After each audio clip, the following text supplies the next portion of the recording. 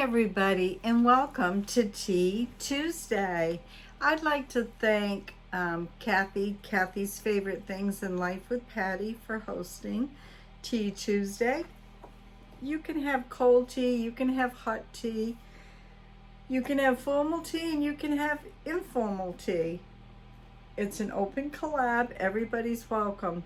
While you're drinking tea, you can read, you can craft, you can color, you can do whatever you want. You can just talk.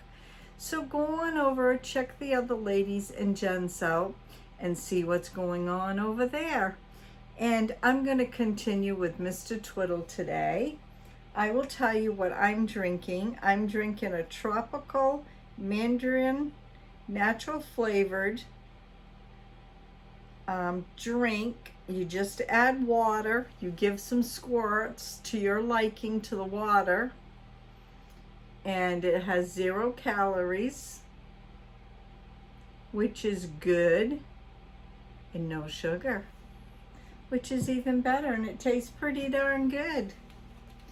So I can put 2 bottles of water in here, and I've got flavoring. Oh, it's so good. So let's continue with Hello, Mr. Twiddle. What's Mr. Twiddle gonna get into today? I apologize if I keep looking out my window, but there's a 16-year-old girl. She has autism and she's been missing for a few days, and they just put a civil alert out for her today. And she lives very close, a couple of miles. We know the family. It's a sad, sad situation. I just hope and pray they find her.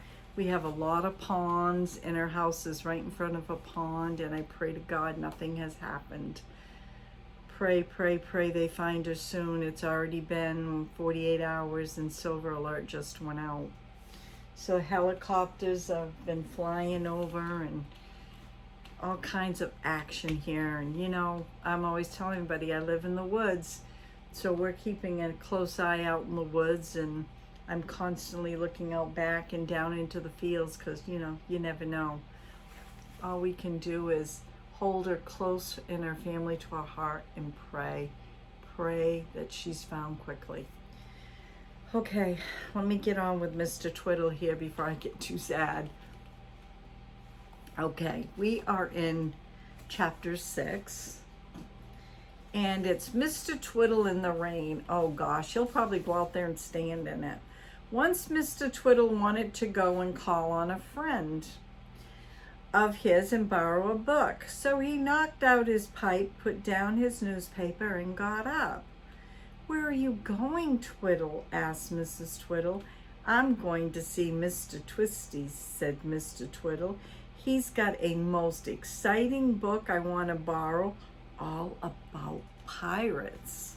How exciting. "But it's pouring with rain, Twiddle," said Mrs. Twiddle. "You'll get soaked." "Oh no, I'll put on my Macintosh, and take my umbrella," said Twiddle. "I shall be all right." He went into the hall thinking about the book of pirates. He took down his Macintosh and put it on. He wasn't thinking at all of what he was doing, and when he saw his coat hanging on its usual peg, he put that on too, over his Macintosh. Then he hunted for his umbrella. "There is the umbrella stand. Good." Mr. Twiddle took it out. He went to the front door and put up his umbrella. He walked down the path, and he had got no further than the front gate when he heard Mrs. Twiddle knocking on the window. "What do you want?" shouted Twiddle. "You want your Macintosh on?" shouted Mrs. Twiddle. "You said you would put it on. Come and do so." Mr. Twiddle stared down at himself in astonishment.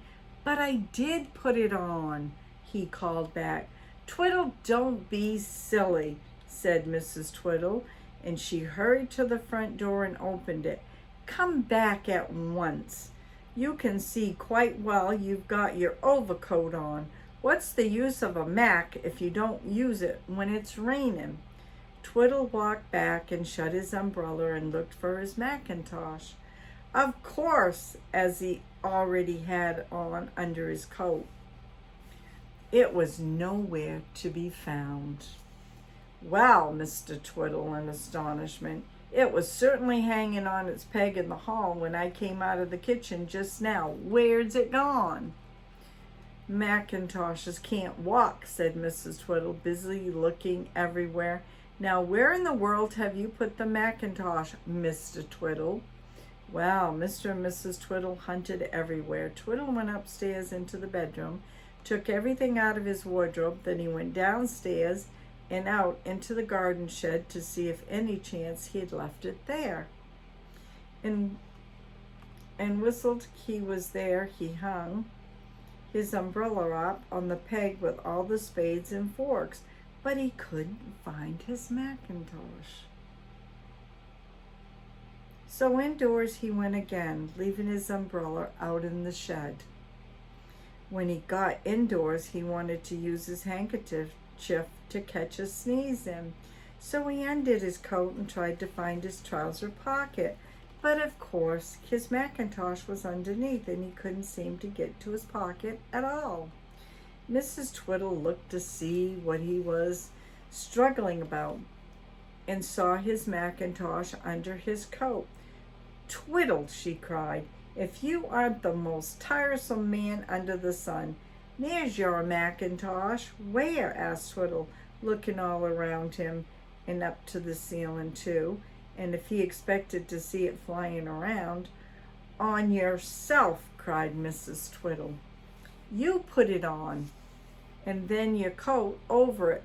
Good gracious, I do believe you forget your own head one day and walking off without it. Well, my dear, you needn't say any more, said Twiddle. It was just a mistake. After all, this hall is so dark that it's not to be wondered as if I put my Mac on first and then my coat. Well, I'll go. It's still raining very hard, so I'll take off my coat and just have my Mac on. Must be some sort of a raincoat. I've never heard of one. And what about your umbrella? Asked Mrs. Twiddle, looking in the umbrella stand. Where's that gone now? You had it over your arm a few minutes ago. Oh, it's about somewhere, said Twiddle, looking around anxiously. Really? It was most extraordinary the way his things seemed to vanish. The umbrella was really nowhere to be seen. Well, I can't waste all the morning getting you to go out into the rain, said Mrs. Twiddle. I've got to peel some potatoes for dinner. We use the word supper here. How many use dinner and how many use supper? She left Twiddle standing in the hall looking everywhere for his lost umbrella. She took a basket and went out to the shed for some potatoes. Good place to keep them if it's cool. Mrs. Twiddle filled her basket and was just going out of the shed when she happened to look up and she caught sight of Twiddle's umbrella hanging on a peg beside the spade and fork. She stared at it in the greatest surprise. Then she went quickly into the house. Twiddle, Twiddle, she called. You must have thought your umbrella was a rake or a hoe. You've hung it up in the with the tools in the shed. Well, really, poor Mr. Twiddle. He stared at Mrs. Twiddle as if he couldn't believe his ears. Then, very red indeed, he went to the shed to get his umbrella. He came back with it. He had made up his mind to be really sensible now. He would even put on his boots. Well, good for him. So he hunted for them and put them on and did up his Mac. He put up his umbrella and set down the path just as the clock was striking 1. Mrs. Twiddle called to him. Twiddle, can't you see the sun shining hotly now and the rain is over?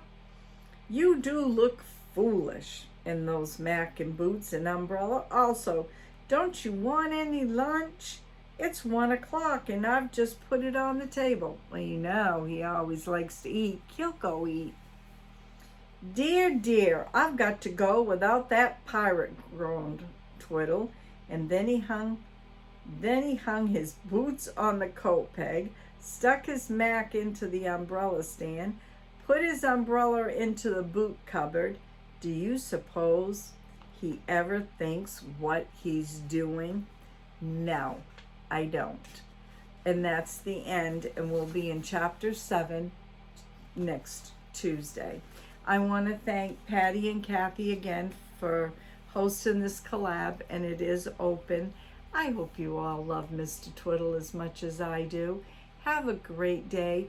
Look forward to Grammy's DT, meals, and snacks. And there's a new twist to the channel. Don't miss out because you might like to join in.